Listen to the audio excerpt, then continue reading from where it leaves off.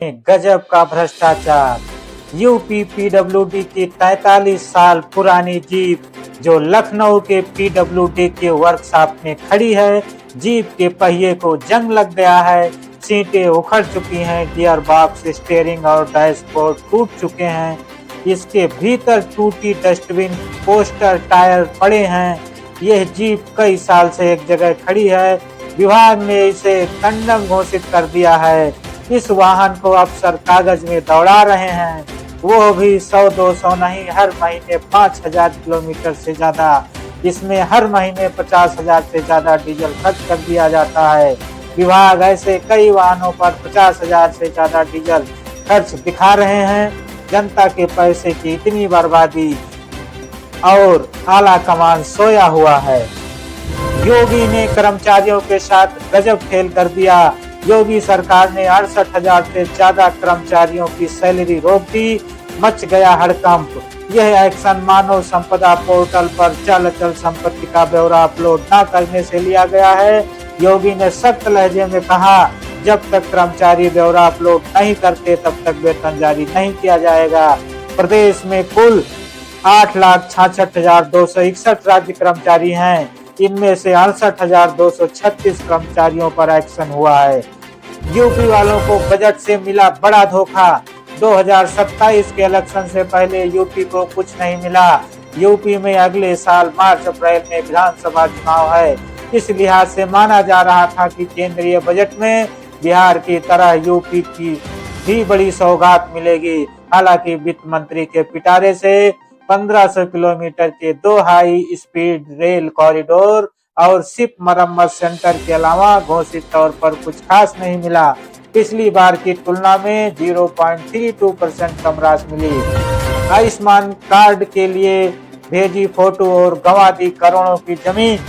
UP के कानपुर की Panki police ने लायर्स एसोसिएशन के पूर्व महामंत्री राघवेंद्र प्रताप सिंह समेत 5 लोगों के खिलाफ करोड़ों की जमीन की धोखाधड़ी की रिपोर्ट दर्ज की गई है।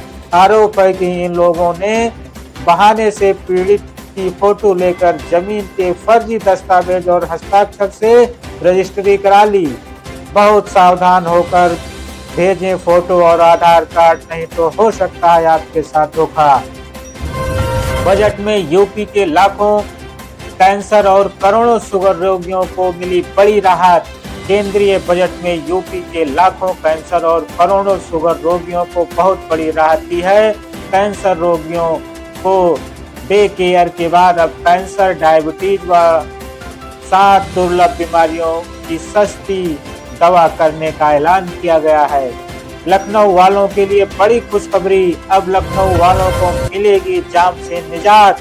लखनऊ मेट्रो को मिलेंगे 1450 करोड़।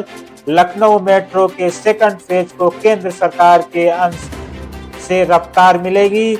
अगले 3 महीने में 4 बाग से बसंत कुंज के बीच सेकंड फेज का निर्माण कार्य शुरू होने की उम्मीद है।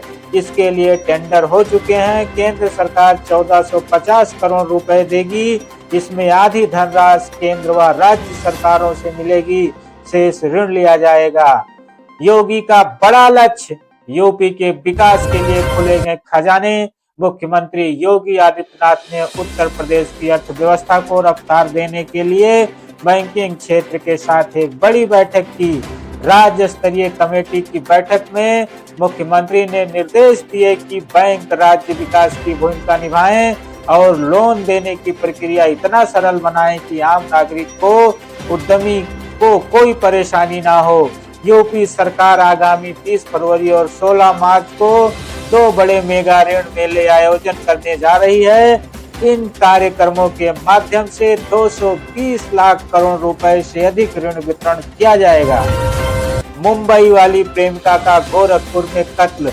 उत्तर प्रदेश के गोरखपुर पिछले दिनों एक महिला की न्यूड लाश मिलने से हड़कंप मच गया था। आशंका थी कि उसकी हत्या कर लाश फेंकी गई है। 3 दिन में पुलिस ने मामले का खुलासा कर दिया है। मृतक महिला मुंबई की रहने वाली है। महिला की हत्या उसके प्रेमी ने अपने पति के साथ मिलकर कर दी। लाश को स्कूटी से लाकर नाले के पास फेंक दिया। इसके बाद आरोपी मौके से फरार हो गया। फिर जांच शुरू हुई। इसी बीच पुलिस को हत्यारों का सुराग मिला और पुलिस ने उसे धर दबोचा। युवक इंजीनियर था। कंपनी में कार्यरत के दौरान प्रिया से हुई संबंध, दोनों के बीच प्रेम संबंध बढ़ा और संबंध बन गए। कुछ समय बाद शादी का दबाव बढ़ा तो विजय ने नौकरी छोड़ दी, लेकिन युवती वहां भी पहुंच गई। तब दोनों ने मिलकर प्लान बनाया और उसे मौत के घाट उतार दिया। नोएडा में से एक बहुत ही सनसनीखेज मामला सामने आया। बैंक मैनेजर बनकर ली जानकारी, खाते से कट गए 10 लाख रुपए। नोएडा में साइबर ठगों ने बैंक से 10 लाख रुपए का होम लोन लिए हुए शख्स के बैंक अधिकारी बनकर 9 लाख रुपए ठग लिए।